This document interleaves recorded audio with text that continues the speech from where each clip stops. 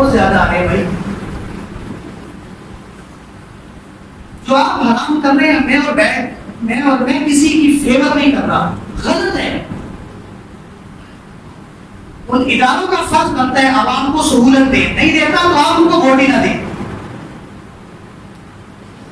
لوگوں نے احتجاج کیا, پیٹرول کی قیمت کیا ہوگی اور بڑھ گئی, کر لو احتجاج. بھائی علماء یہی تو سمجھا رہے ہیں نا, احتجاجوں سے فیصلے نہیں ہوں گے, فیصلے ہوں گے جب کس سے معافی مانگو گے, اللہ سے مانگو گے. ان کے سامنے رونے دھونے سے کچھ نہیں ہوگا. آپ نے رویا دھویا, کسی نے جا کے کمیٹی چوک پہ جا کے بل جلائے, انہوں نے کہا تمہاری ایسی کی تیسی, لاؤ نا اپنا موٹر سائیکل پیٹرول پمپ پہ, تمہیں لگ پتا جائے گا تم احتجاج کس کے سامنے کر رہے ہو. کیوں؟ ہمارے نزدیک اپنا سفید سفید ہے, دوسرے کا سفید کیا ہوتا ہے, کالا ہوتا ہے. ابھی کیئر ٹیکر حکومت ہے نا, نگران حکومت ہے نا. ابھی میں آپ کو یہ بتانا چاہوں, دیکھو لوگ آپ کو بیوقوف اور الو کیسے بناتے ہیں, اور ہم بھی کیا کر جاتے ہیں.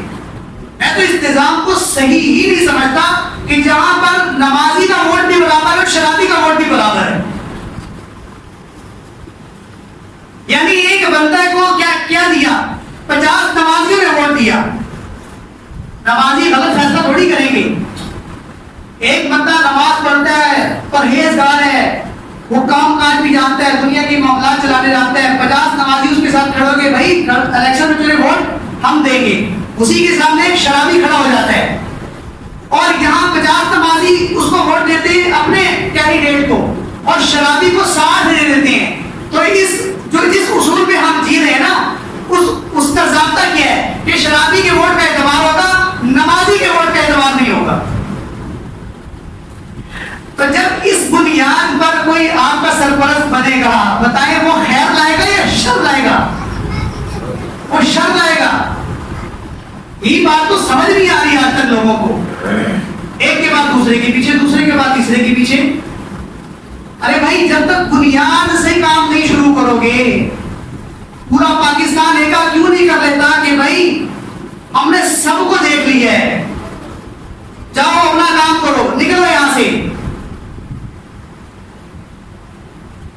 ہم آنوں سے چینی خریدنا ہم نے شروع کی, اور اب ہم وہی چینی خرید ہی نہیں سک رہے, اور تم یہی کہہ رہے ہو کہ یار قرضے نہیں ختم ہو رہے, قرضے نہیں ختم ہو رہے. بھائی ہم نے مکان بنائے, ہمارے بچوں نے بنائے, قرضے لیے واپس کیے, ہمارے پاس کوئی حکومت نہیں تھی, لیکن نظام بنا کر ایک کام چل گیا نا.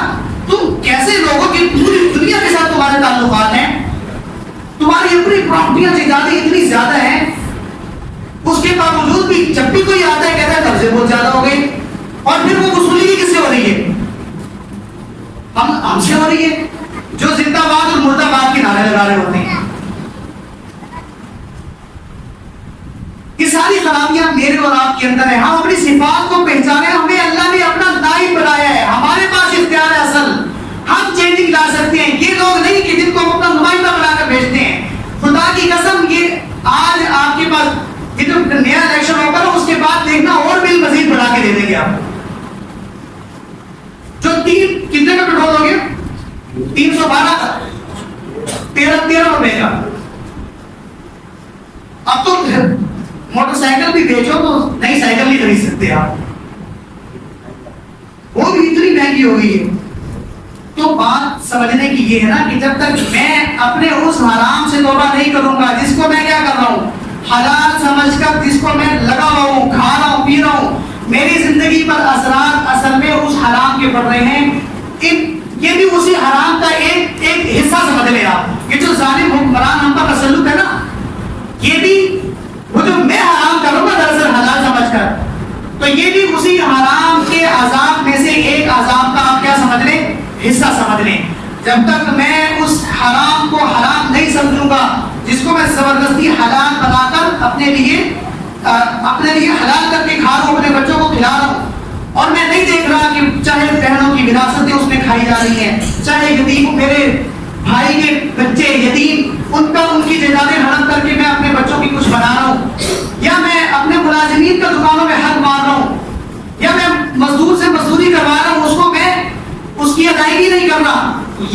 یا میں کیا کر رہا ہوں، میں چائے پانی کے نام پر رشوتوں کا بازار میں نے گرم کر رکھا ہے. جب تک میں اس حرام سے نہیں بچوں گا نا تب تک ہماری دعائیں تو قبول ہی نہیں ہوگی. رسول اللہ صلی اللہ علیہ وسلم نے کیا فرمایا؟ اللہ کا یہ دعویٰ ہے انی اسألوک